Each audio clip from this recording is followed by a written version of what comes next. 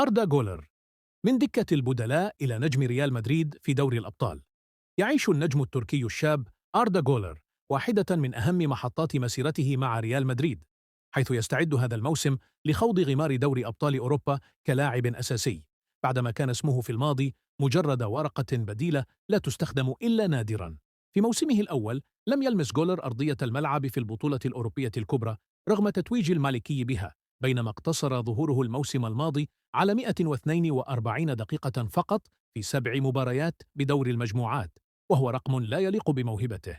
لكن المشهد تغير كلياً مع وصول المدرب تشابي ألونسو الذي منح جولر الثقة الكاملة ليصبح لاعباً محورياً في خطط الفريق.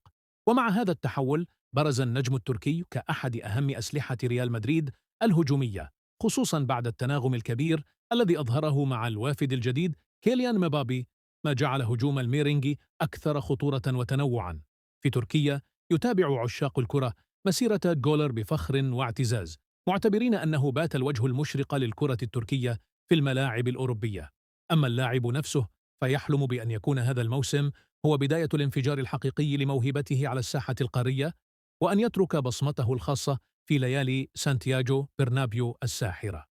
أردا جولر يدخل البطولة هذا العام بروح مختلفة وطموح لا يعرف الحدود، على أمل أن يكتب اسمه بين كبار أوروبا ويثبت أن المستقبل في مدريد يحمل توقيعه.